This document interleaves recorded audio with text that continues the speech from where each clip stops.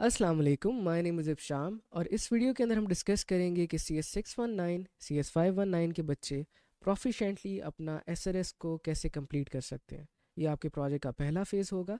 But before starting the video, अगर आप वो बच्चे हैं जो अपना प्रोजेक्ट खुद करना चाहते हैं, मेक श्योर कि आप developerbono.com को लाजमी विज़िट करें। आपके जो भी प्रोजेक्ट है उस प्रोजेक्ट की आपको कंप्लीट रोड मैप यहाँ पे अवेलेबल मिल जाएगी। वन बाय वन आप लिंक पे क्लिक करके प्लेलिस्ट पे जाके अपने प्रोजेक्ट की लर्निंग को स्टार्ट कर सकते हैं।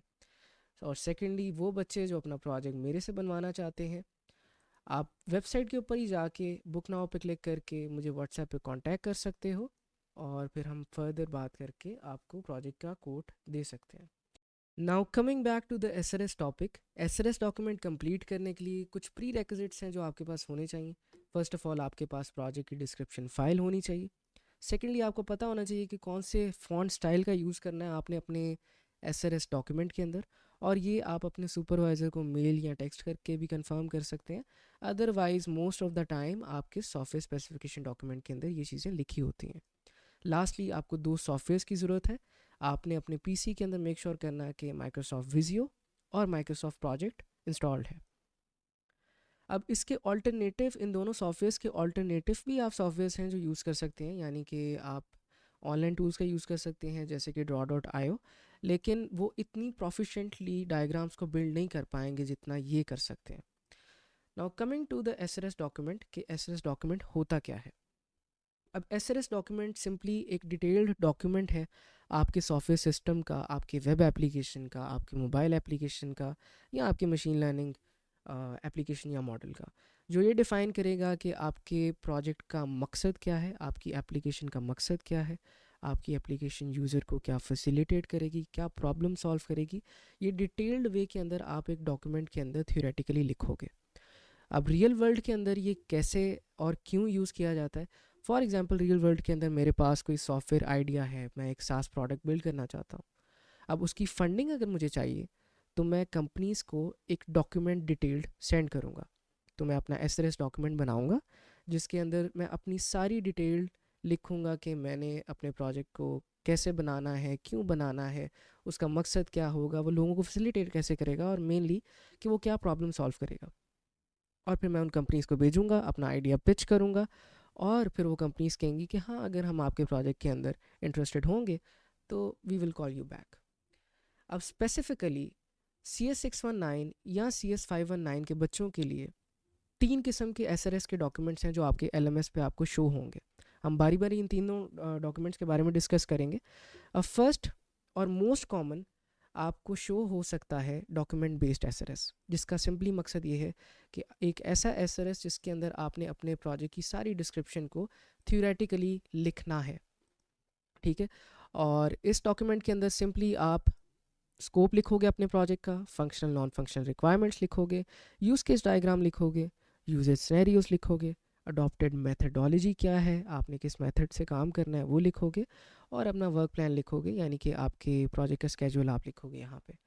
सेकेंडली, आपके पास आता है डेटा सेट बेस्ड SRS। इसको आप फेज़ 1 भी कहते हो मोस्टली। और ये सिंपली एक नोटपैड की फ़ाइल होती है जिसमें आपको बताया जाता है कि आपने डेटा सेट को अपलोड करना है, जो भी आपका प्रोजेक्ट होगा।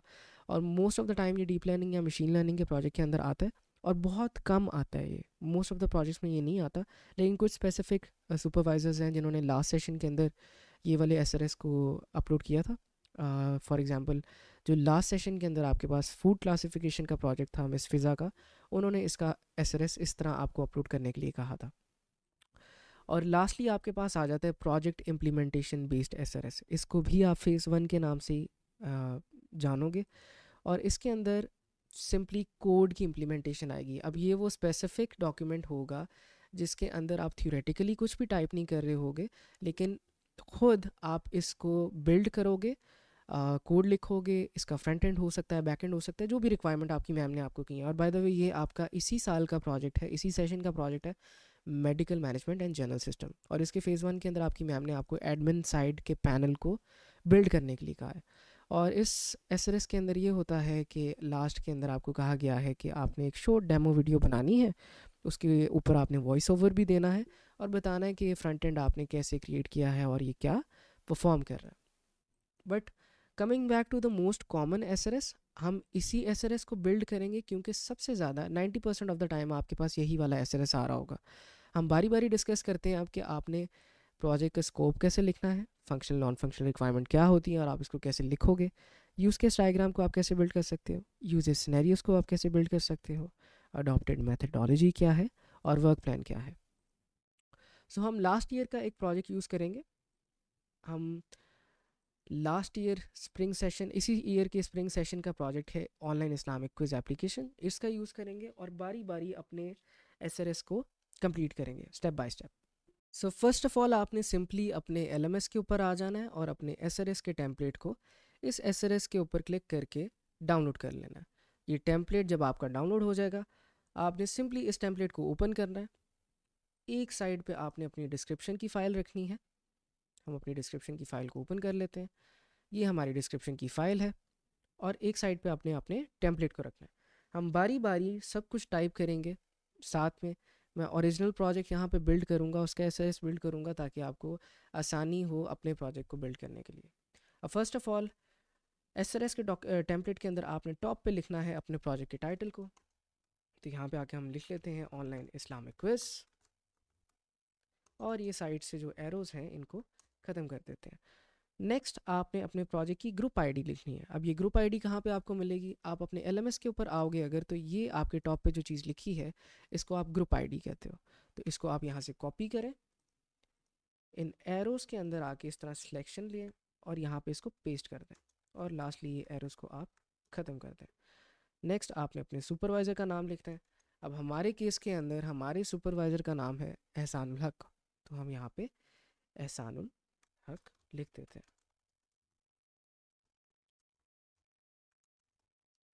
नेक्स्ट आप थोड़ा सा नीचे आओगे तो यहाँ पे आपको आपके प्रोजेक्ट की हिस्ट्री मिलेगी।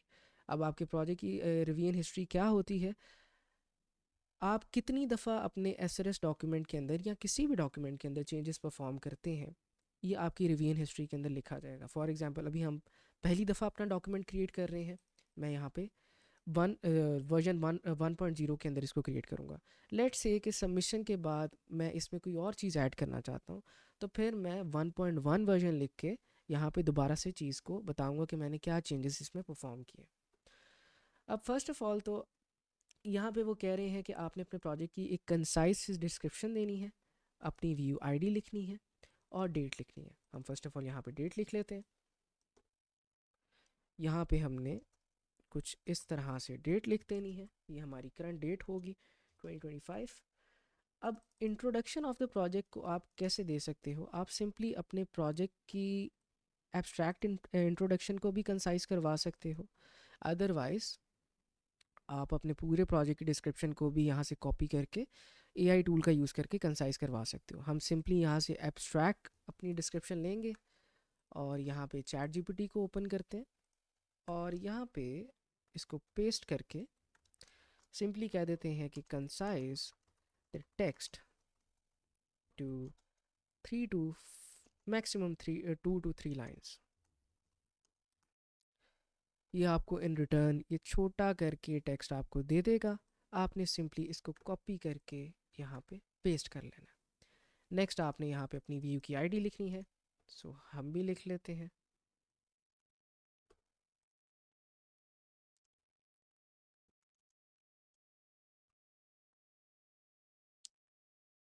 अब आ जाएंगे आप नीचे तो आपको टेबल ऑफ कंटेंट नज़र आ जाएंगे।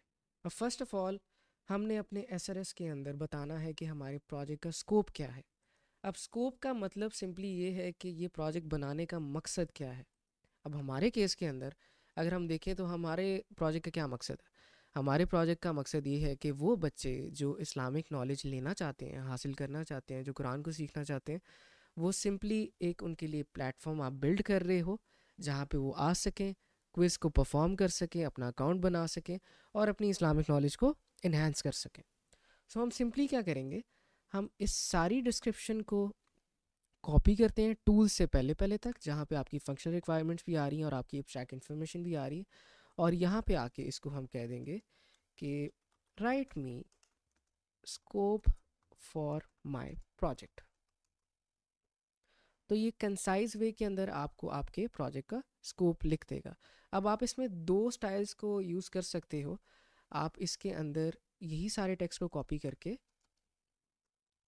यहाँ पे इसको कह सकते हो इन बुलेटेड स्टाइल, जो भी स्टाइल आपके सुपरवाइज़र प्रेफर करते हैं, ठीक है, आप उसका यूज़ कर सकते हो। या फिर आप इसको हाइब्रिड भी कर सकते हो। हाइब्रिड वैसे सबसे बेहतर है कि in bulleted, in paragraph plus bulleted style. तो स्टार्टिंग के अंदर ये थोड़ी सी इन्फॉर्मेशन देगा और लास्टली आपके पास जो आपके की पॉइंट्स होंगे वो लिख देगा। मेरे नज़दीक ये सबसे बेहतर है, तो मैं इसका यूज़ करूँगा।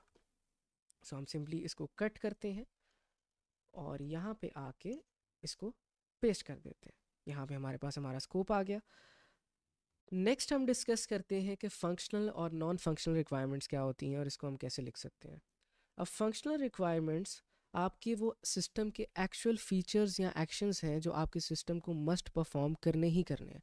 हमारे केस के अंदर हम क्या चाहते हैं कि हमारी एप्लीकेशन के ऊपर जब भी कोई बच्चा जाए तो हमारा सिस्टम उसको अलाउ करे कि वो रजिस्टर कर सके, वो लॉगिन कर सके। जब वो लॉगिन कर ले तो वो क्विज़ेस को परफॉर्म कर सके। जब वो क्विज़ को परफॉर्म कर ले तो इंस्टेंटली हमारा सिस्टम उसको रिटर्न में स्कोर दे। सिमिलरली हम चाहते हैं कि हमारे यूज़र को वो हमारा सिस्टम अलाउ करे कि वो अपनी यूज़र प्रोफाइल बना सकें और अपने क्विज़ की हिस्ट्री रख सके।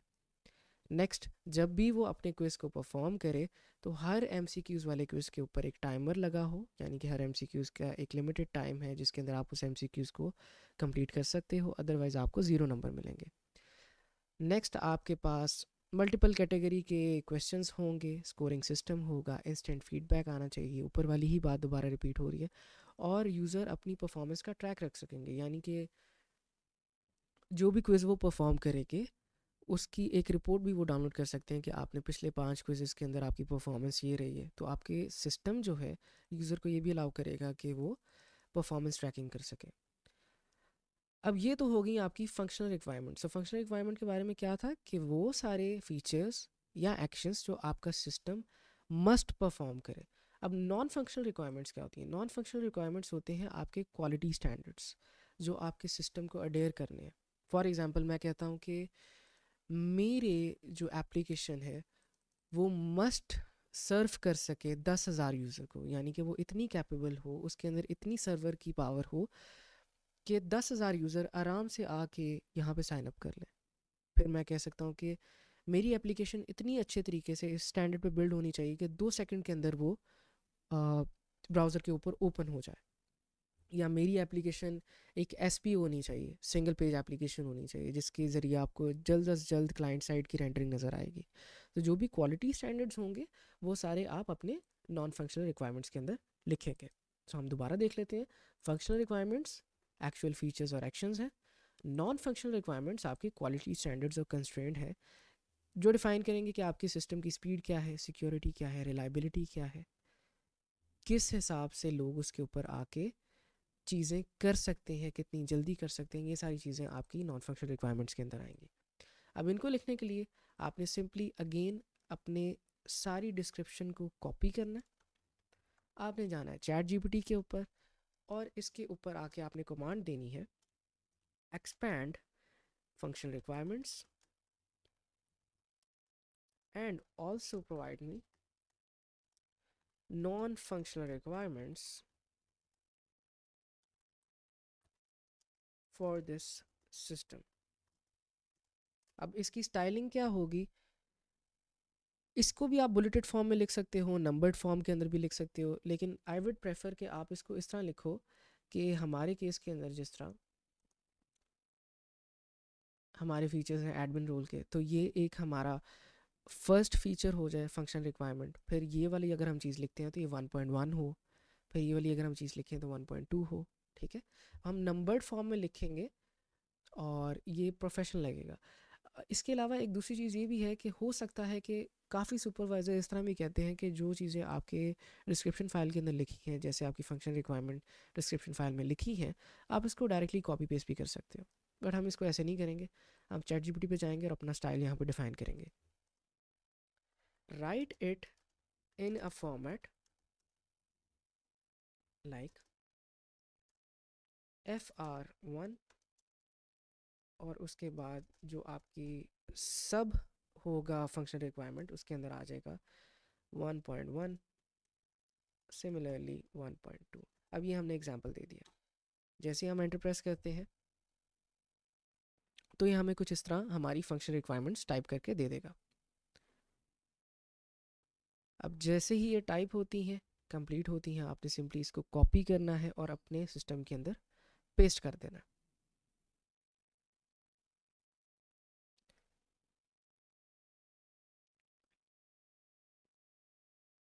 अब जैसे कि आप देख सकते हो नॉन फंक्शन रिक्वायरमेंट के अंदर उसने डिफाइन कर दिया है कि हमारा सिस्टम जो है वो यूज़र के एक्शन को विद इन 3 सेकेंड परफॉर्म करे। अब ये क्वालिटी कंस्ट्रेंट है, ये आपके सिस्टम का फीचर नहीं है, ये वो चीज़ है जो यूज़र आपसे एक्सपेक्ट करेगा और इम्प्रेस होगा। ठीक है, तो आपने सिंपली इस सारी चीज़ों को कॉपी करना है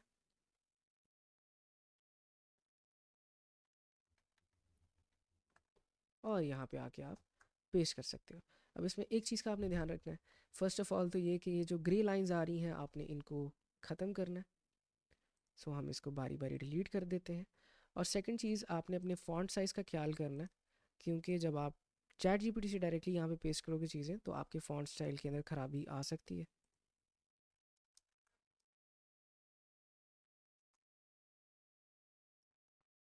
हम जल्दी जल्दी इन लाइंस को डिलीट कर लेते हैं।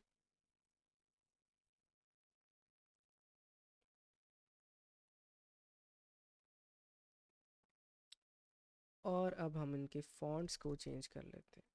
आपने मेक श्योर ये करना है कि जो अंदर आपके फंक्शन रिक्वायरमेंट्स के फ़ॉन्ट हो वो छोटा हो और जो बाहर आपकी सब हेडिंग हो वो बड़ी हो। तो सब हेडिंग को हम कर लेते हैं 12 या 14 ही अच्छी लग रही थी। अगेन आपको ये फ़ॉन्ट स्टाइल आपके सुपरवाइज़र प्रेफर करेंगे, मैं यहाँ पे अपने हिसाब से रख रहा हूँ, आपने उस हिसाब से रखने हैं जैसे आपके सुपरवाइज़र ने आपको डिफ़ाइन किए होंगे। अंदर वाली चीज़ को हम 12 कर लेते हैं, सिमिलरली इसको भी 12 कर लेते हैं। अब मैं क्या कहता हूँ कि मैं सारे को सिलेक्ट कर लेता हूँ एक बार ही और इनको 12 कर देता हूँ। अब हमारी जो हेडिंग्स हैं इनको मैं बारी बारी अलग से सिलेक्ट कर लेता हूँ।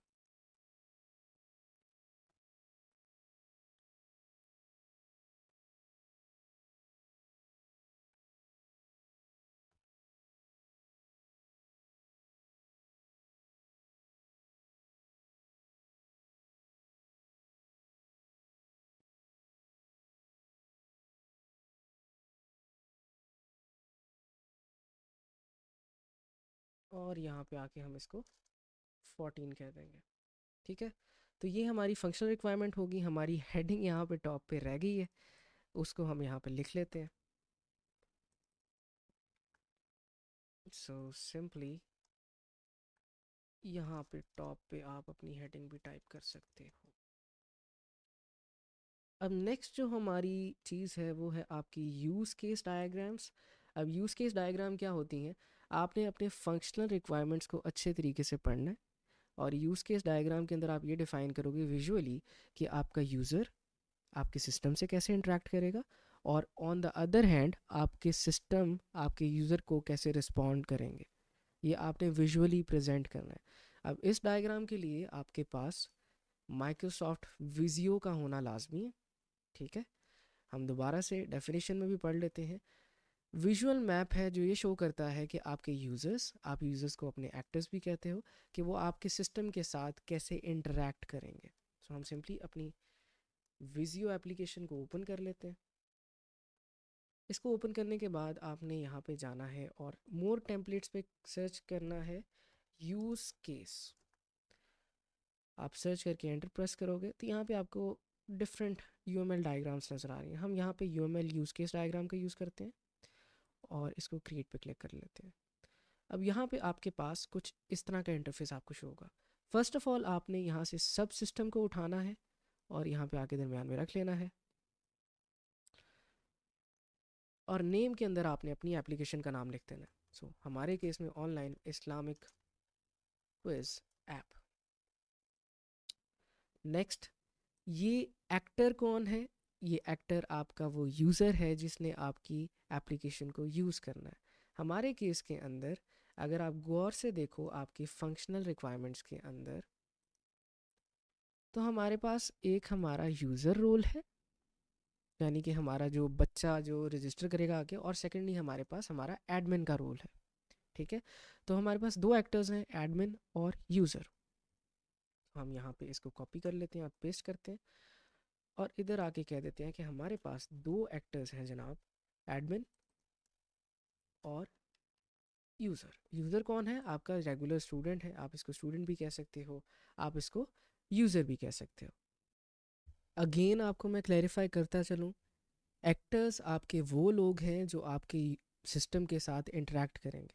हमारे केस के अंदर हमारे दो एक्टर्स हैं, एडमिन जो कि क्विज़ेस को बना सकेगा, और यूज़र जो कि क्विज़ेस को परफॉर्म कर सकेगा। आप इस यूज़र को स्टूडेंट भी कह सकते हो, ठीक है, इट्स अप टू यू।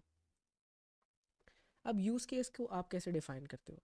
अब हमें पता है कि हमारा यूज़र जो है वो लॉग इन कर सकता है, तो यहाँ से हम अपना एक यूज़ केस का बॉक्स उठाएंगे और इसको यहाँ पे आके लिख देंगे लॉगिन, और फिर हम इसको एसोसिएट कर देंगे हमारे यूज़र के साथ कि हमारा यूज़र लॉगिन कर सकता है। ठीक है, ऑन द अदर हैंड अगर देखा जाए तो एडमिन भी लॉगिन कर सकता है। अब इसको और बेहतर तरीके से लिखते हैं, हमारा यूज़र साइन अप भी कर सकता है, तो हम इसकी एसोसिएशन को कॉपी करते हैं और यहाँ पे आके लगा देते हैं। सिमिलरली हमारा जो वो साइन अप कर रहा है और लॉगिन कर रहा है, तो ऑब्वियसली वो लॉग आउट भी कर सकता है। अब आपने क्या करना है, अब आपकी अपनी रिसर्च होनी चाहिए कि आपने इन टर्म्स के बारे में सर्च करना है कि इन सारी चीज़ों को, डिफरेंट चीज़ों को जो भी आपकी एप्लीकेशन में यूज़ हो रही है, उनको आप कहते क्या हो। अब इस तीन प्रोसेस की चीज़ को आप कहते हो ऑथेंटिकेशन। ठीक है, अब हम कह सकते हैं कि हमारा यूज़र जो है वो ऑथेंटिकेशन परफॉर्म कर सकता है, और इस ऑथेंटिकेशन के अंदर इंक्लूड होगा, इस ऑथेंटिकेशन के अंदर इंक्लूड होगा या इसकी इंक्लूशन होगी किस चीज़ की, कि हमारा यूज़र साइन अप कर सके, हमारा यूज़र लॉगिन कर सके, और हमारा यूज़र लॉग आउट कर सके सिस्टम से। ठीक है, अब ऑथेंटिकेशन इंक्लूड करती है ये तीनों चीज़ें, तो आपको यहाँ पे इंक्लूशन का भी ऑप्शन मिल जाएगा, तो आपने सिंपली इसको कुछ इस तरह जोड़ देना। ठीक हो गया, सिमिलरली इसको इससे जोड़ देना है और इसको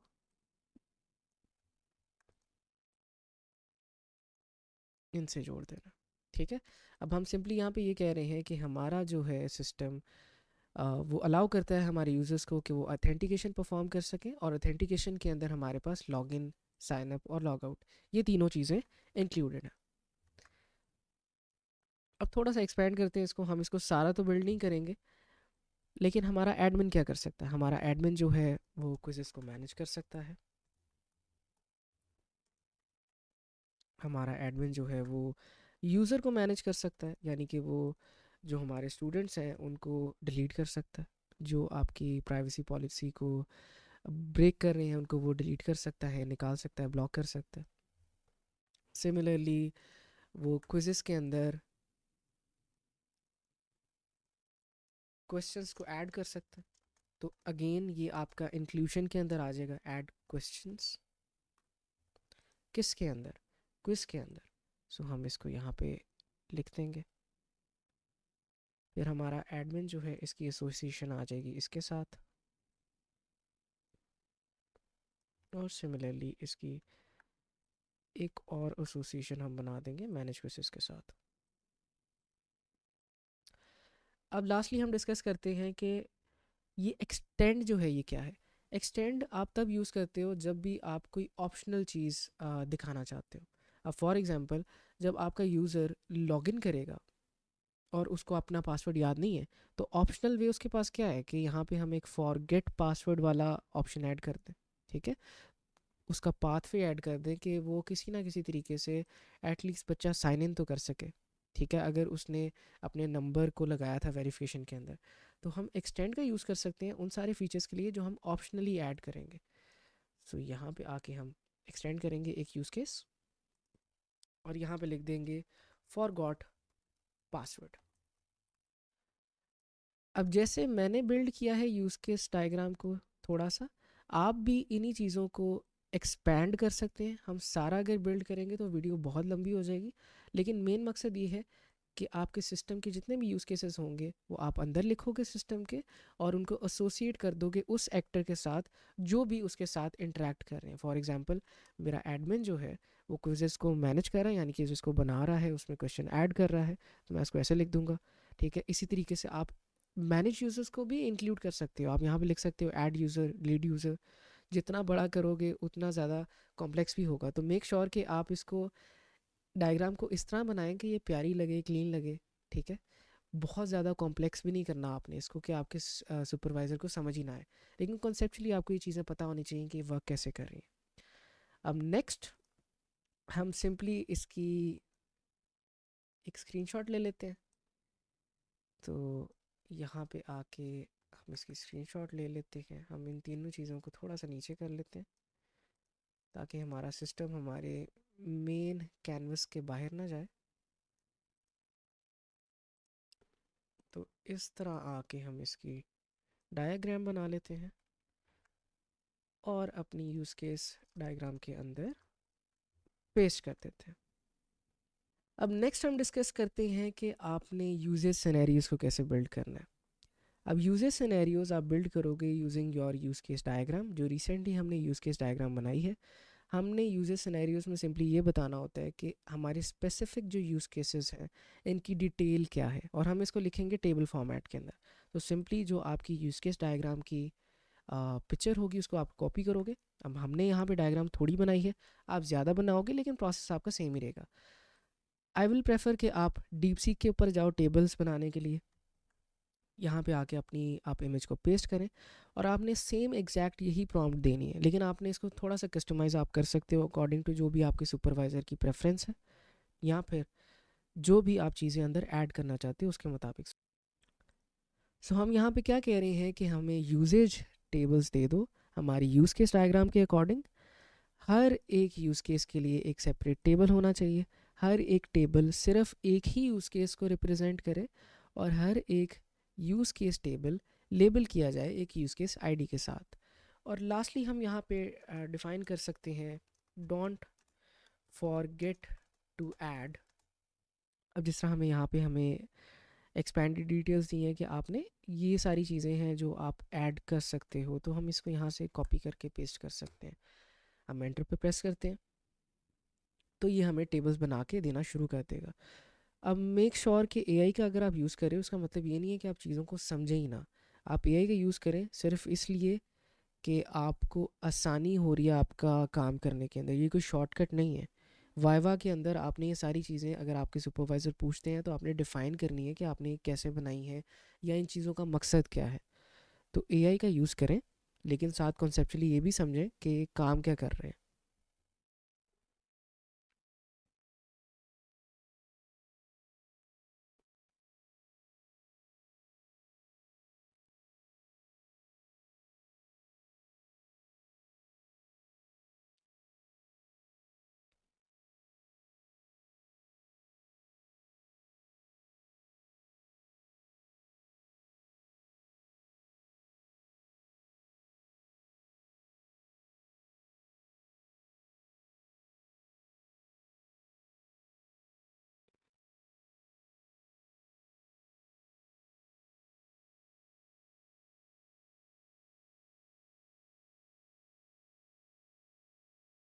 अब जैसे ही आपकी इसकी प्रॉम्प्ट को ये कंप्लीट करेगा, आपने सिंपली इसको कॉपी करना है यहाँ से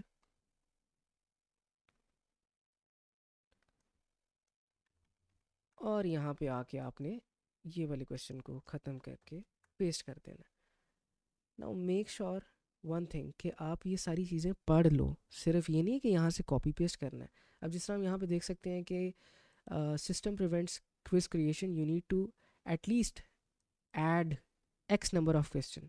अब एक्स की जगह हम यहाँ पे नंबर लिखेंगे, एटलीस्ट 5 क्वेश्चंस आपने ऐड करने हैं। तो ये चीज़ आपने यहाँ पे मेक श्योर करनी है कि आप इसको रीड कर लो और इसका टेक्स्ट जो है वो एक्यूरेटली आपके सिस्टम के लिए ही डिफ़ाइन किया जाए। हम बारी बारी अब इन टेबल्स के ऊपर बॉर्डर्स लगा लेते हैं।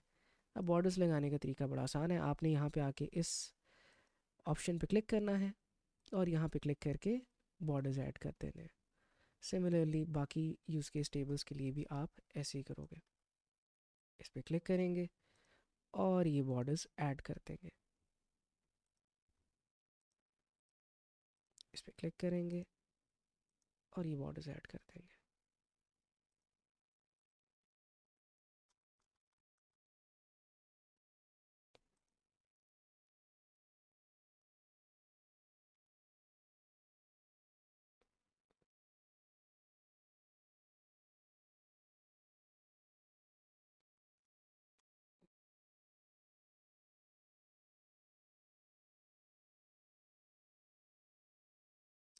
और यहाँ पे हमारे यूज़ केसेस ख़त्म होते हैं।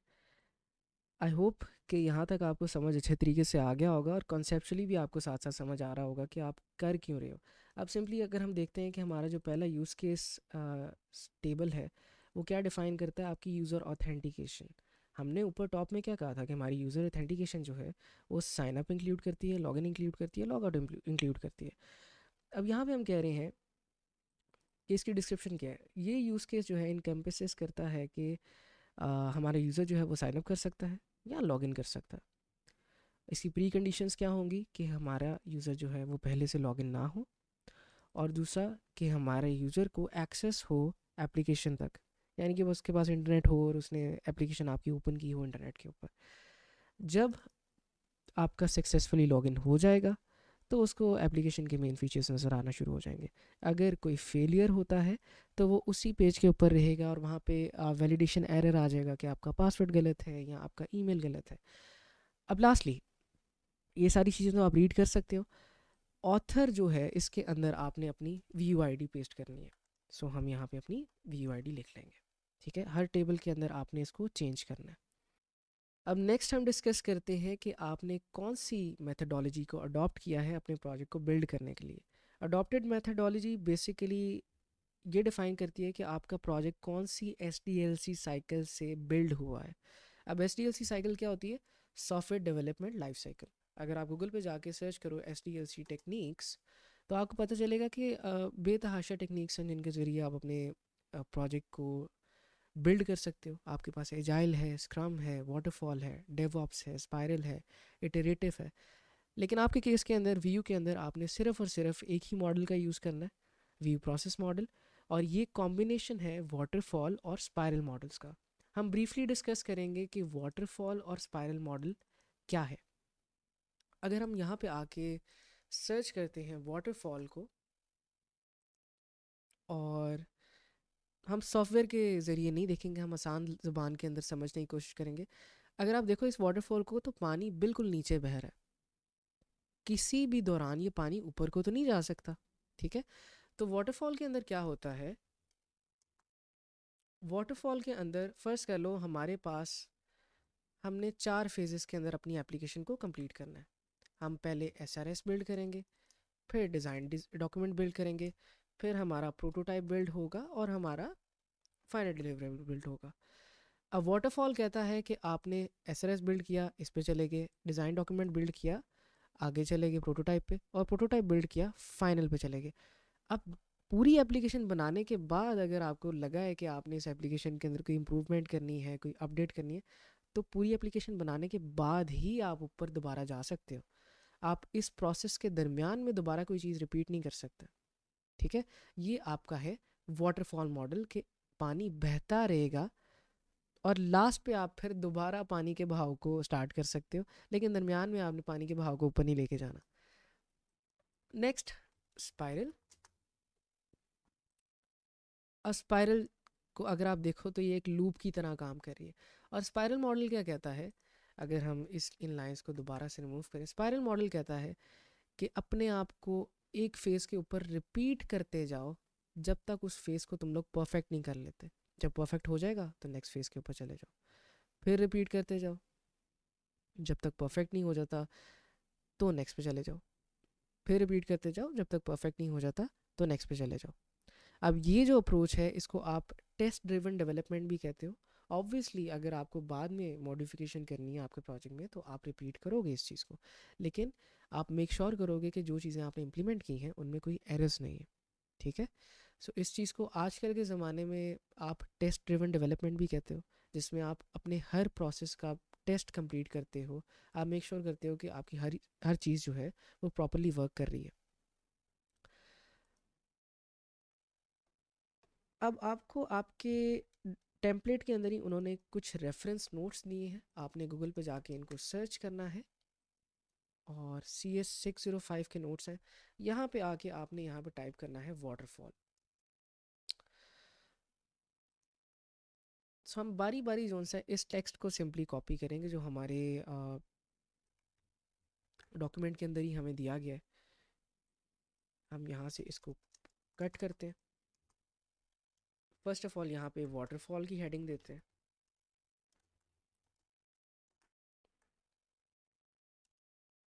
और यहाँ पे आके इसको पेस्ट कर देते हैं। अब यहाँ पे इसने बहुत अजीब तरीके से पेस्ट करना है। अगर आपको डायरेक्टली आप यहाँ से कॉपी करोगे तो बेटर इसके आप चैट जीपीटी पे जाओ और नीचे इसको कमांड दे दो रीऑर्गेनाइज द टेक्स्ट।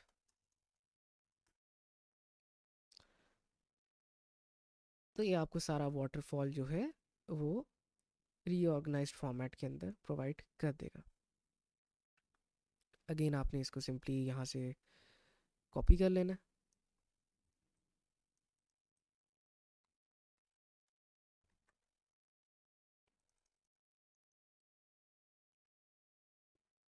और दरमियान से ये वाली चीज़ें रिमूव कर देनी है।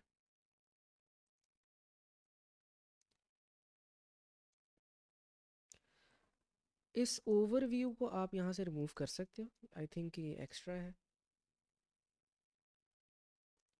और ये इन लिटरेचर को भी यहाँ पे आप रिमूव कर सकते हो। हम कह सकते हैं इन वाटरफॉल मॉडल, या directly waterfall model has been represented with 5 to 8 phases। ठीक है। नेक्स्ट आपने अपने दोबारा नोट्स के अंदर जाना है और यहाँ पे सर्च करना है स्पाइरल।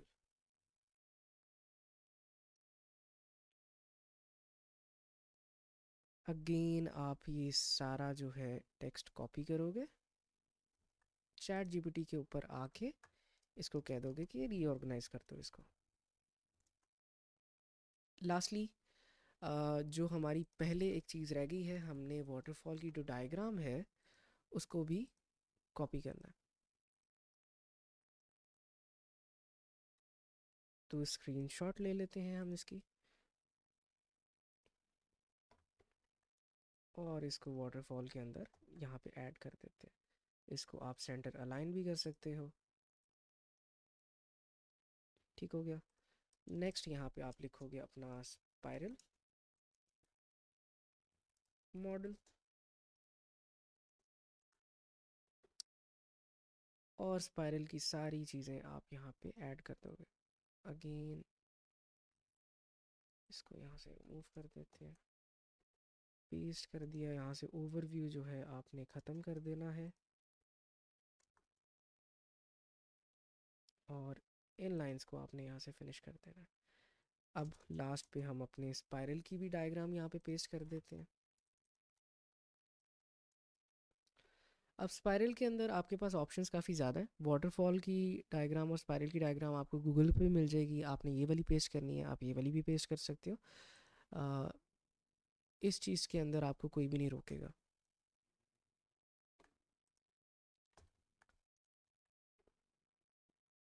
तो इसको आप ऐसे यहाँ पे पेस्ट कर सकते हो। अब वाटरफॉल और स्पाइरल की डेफिनेशंस लिखने के बाद आपने यहाँ पे डिफ़ाइन करना है कि आपने व्यू प्रोसेस मॉडल का यूज़ करना है और ये भी बताना है कि आपने व्यू प्रोसेस मॉडल का क्यों यूज़ करना है। ठीक है।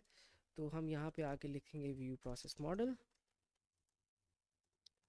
अब व्यू प्रोसेस मॉडल इतना फेमस हो चुका है क्योंकि आपके बच्चे ऑब्वियसली प्रोजेक्ट्स वगैरह बनाते हैं। तो अगर आप गूगल पे भी सर्च करोगे व्यू प्रोसेस मॉडल डेफिनेशन, तो आपको टॉप पे एआई जो है इसकी डेफिनेशन दे देगा। ठीक है। आपने सिंपली इसको कॉपी करना है, एआई के ऊपर आना है, इसको कहना है कि इसको एक्सपैंड कर दे और expand the text and explain why one should use it.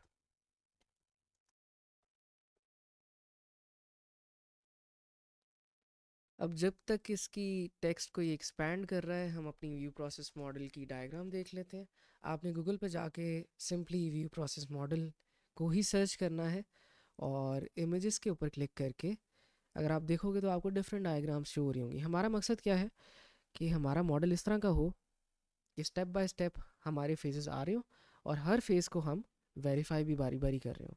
ठीक है, तो अगर आप देखो तो ये वाली डायग्राम है जो ये सबसे ज़्यादा आपके मकसद को पूरा कर रही है। हम इस इमेज को एक न्यू टैब के अंदर ओपन करते हैं और देखते हैं अगर हम रिक्वायरमेंट की डेफिनेशन कर रहे हैं, हम नेक्स्ट फेज़ पे जा रहे हैं, लेकिन नेक्स्ट फेज़ पे जाने से पहले रिस्क के एनालिसिस को कंप्लीट कर रहे हैं। फिर हम दूसरे फेज़ के अंदर जा रहे हैं, लेकिन पहले हम वेरीफाई कर रहे हैं दोबारा से कि हमारी पहली रिक्वायरमेंट कंप्लीट हो गई है ना। फिर नेक्स्ट पे जा रहे हैं, फिर रिस्क एनालिसिस कर रहे हैं, फिर जाने से पहले हम वेरीफाई कर रहे हैं कि वो बिल्कुल कंप्लीट हो चुकी है और इसी तरह हम बिल्कुल लास्ट वाले फेज़ पे जा रहे हैं। अब ये बिल्कुल एक्यूरेट इसलिए भी है क्योंकि एक्चुअल में ये व्यू प्रोसेस मॉडल है, किसी बच्चे ने ये बना के पोस्ट की हुई है।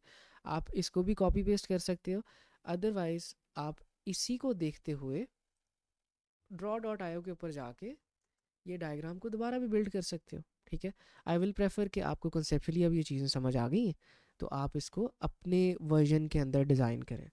हम अभी एटलीस्ट इसको ही कॉपी कर लेते हैं और यहाँ पे आके पेस्ट कर लेते हैं। अब व्यू प्रोसेस मॉडल, इसके ऊपर हमने अपनी सारी डेफिनेशंस वगैरह लिखनी है। हम अपने चैट जीपीटी के ऊपर जाके अपनी डेफिनेशंस को कॉपी कर लेते हैं। सो यहाँ तक हम इसको कॉपी करते हैं और इधर आके इसको पेस्ट कर देते हैं। अगेन जो ये ग्रे लाइंस हैं इनको हम रिमूव कर देते हैं।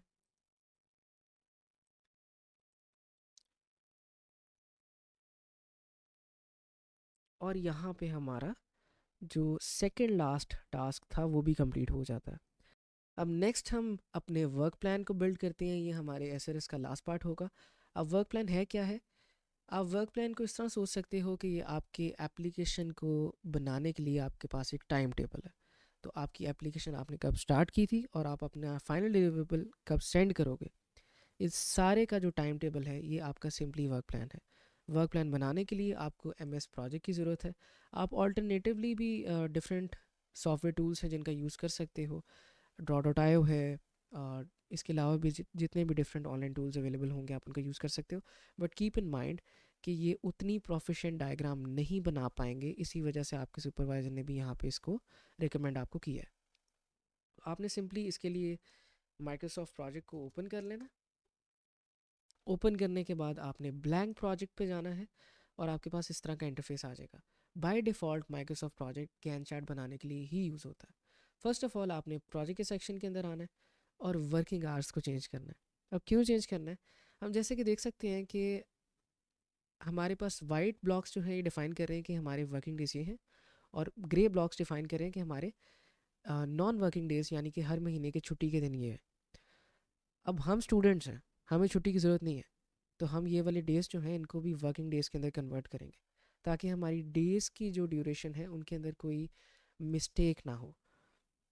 वर्क वीक के अंदर आना है, आपने डिटेल्स पे क्लिक करना है और ये सारे सिलेक्ट करके ये लास्ट ऑप्शन पे क्लिक करके ओके पे प्रेस कर देना है। हम सिंपली क्या कह रहे हैं कि हम इन सारे दिनों को काम करेंगे और हमारी शिफ्ट क्या होंगी 8 बजे से लेके 12 बजे तक। फिर हम 1 घंटा ब्रेक लेंगे और 1 बजे से लेके 5 बजे तक हम काम करेंगे। ओके पे प्रेस करेंगे। जैसे ही ओके पे प्रेस करोगे तो अब कैलेंडर के अंदर शो हो रहा है कि हमारे पास कोई नॉन वर्किंग डे नहीं है, यानी कि हमारी कोई छुट्टी नहीं है। अब सारे वर्किंग डेज हैं हमारे। हमने इसको ओके पे प्रेस कर देना। अब इसके अंदर आप एक और चीज़ है जिसको कंफर्म कर सकते हो। आपने मेक श्योर करना है कि ये जो डेज पर मंथ है ये 20 यहाँ पे हो, ये 30 ना हो। ओके, अब बारी बारी हम अपने टास्क यहाँ पे लिखते हैं। तो आपने अपने एलएमएस को ओपन कर लेना है और बारी बारी जो आपके स्केड्यूल की डेट्स हैं उनको आपने यहाँ पे लिखना है। सो एसआरएस आपने एसआरएस कब स्टार्ट किया? आपने एसआरएस स्टार्ट किया है जी 6 नवंबर को, और आप अपने एसआरएस को फिनिश कब कर रहे हो? दिसंबर 4 को। तो यहाँ पे लिखा हुआ आ गया कि आपके पास 29 डेज हैं इसको कंप्लीट करने के लिए। अब एसआरएस के अंदर आप क्या कर रहे हो, हम ये डिफाइन करते हैं, क्योंकि हम चाह रहे हैं कि हम अपना जो चार्ट है उसको कॉम्प्रीहेंसिव बनाएं। तो हम अपने डॉक्यूमेंट को ओपन करते हैं और हमारे टेबल ऑफ कंटेंट के ऊपर आ जाते हैं, और यहाँ पे हम देख सकते हैं हम 6 चीज़ें हैं जिनको कंप्लीट कर रहे हैं। हम बारी बारी इसको लिखते हैं यहाँ पे। So scope of the project,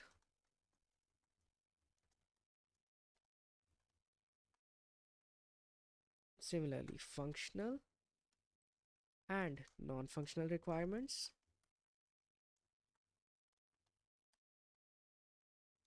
उसके बाद use case diagram,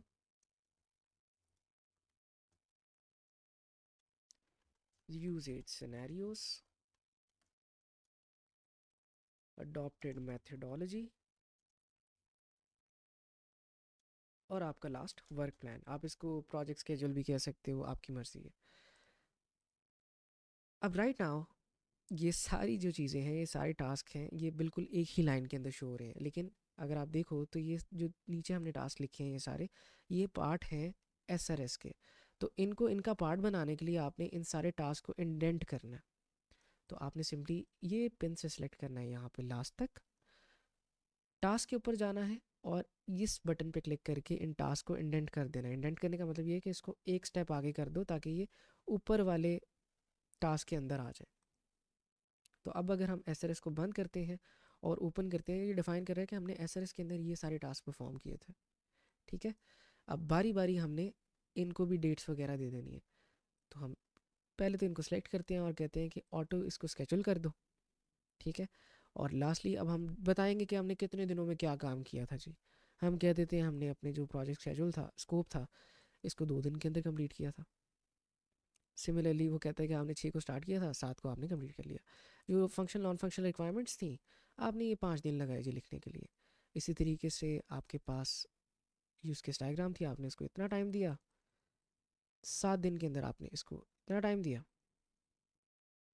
adopted methodology आपने 4 दिन के अंदर लिख ली, और वर्क प्लान जो है आपने 6 दिन के अंदर लिख लिया। तो आपने अपने प्रोजेक्ट को इस दौरान कंप्लीट कर लिया। अब अगर आप देखो तो यहाँ पे आपने ध्यान रखना है कि आपकी डेट्स वगैरह ख़राब ना हो, क्योंकि ध्यान से अगर आप देखो तो आपने ना एक काम कर लिया है तो उससे अगले दिन आपने दूसरा काम स्टार्ट करना है। यहाँ पे बाय डिफ़ॉल्ट ये 6 तारीख ही दिखा रहा है। आपने मेक श्योर करना है कि आप इसको, अगर पिछला काम आपने 7 को ख़त्म किया है तो नेक्स्ट काम आप 8 को ख़त्म करो, और इनको आपस में लिंक कर दो। अब ये बता रहा है कि ये लिंक्ड है आपके दूसरे टास्क के साथ, तो इंक्रीमेंटली ये इसको खुद ब खुद चेंज कर देगा। अब 12 को ख़त्म हुआ तो 13 को आपने स्टार्ट कर लिया, 18 को ख़त्म हुआ तो आपने 19 को स्टार्ट कर लिया, 25 को ख़त्म हुआ तो आपने 26 को स्टार्ट कर लिया, और इसी तरीके से अगर 29 को ख़त्म हुआ तो आपने 30 को स्टार्ट कर लिया। अब यहाँ पे 5 तारीख आ गई है तो आपने अपने डेज़ को थोड़ा सा काम कर दे के बता देना है। अब हम कहते हैं कि हमारा 2 तारीख तक जो था वो सारा काम हो चुका था। ठीक है, 2 तारीख तक हमारा सारा काम हो चुका था, और 4 तारीख तक होपफुली हम अपने काम को सबमिट भी कर देंगे। अब सिमिलरली जैसे हमने एसआरएस का बनाया है, आपने वैसे ही डिज़ाइन फेज़ का बनाना है, प्रोटोटाइप का बनाना है, और फाइनल डिलीवरेबल का बनाना है। अगर आप यहाँ पे इसकी स्क्रीन को बड़ा करोगे तो आपको नज़र आ रहा होगा कि यहाँ पे विजुअली डेट्स प्रेजेंट हो गई हैं कि हमने 6 नवंबर को अपना प्रोजेक्ट स्टार्ट किया था, ये हमारे काम थे। ठीक है, अगर आप क्लिक करोगे तो ये इस तरह दिखा भी देगा, और हमने 4 दिसंबर तक अपने एसआरएस को कंप्लीट किया था। आप इसमें चीज़ें आगे ऐड करोगे तो डिज़ाइन फेस का भी आ जाएगा, प्रोटोटाइप का भी आ जाएगा, और बाकी सारी चीज़ों का भी आ जाएगा। ये सारा कुछ करने के बाद आपने यहाँ से इसको छोटा करना है थोड़ा सा, और स्टेपिंग टूल के ज़रिए स्टार्ट से लेके एंड तक एक स्क्रीनशॉट लेनी है, और इस स्क्रीनशॉट को फिर आपने अपने एसआरएस डॉक्यूमेंट के अंदर वर्क प्लान की जगह ऐड कर देना है, कुछ इस तरह से।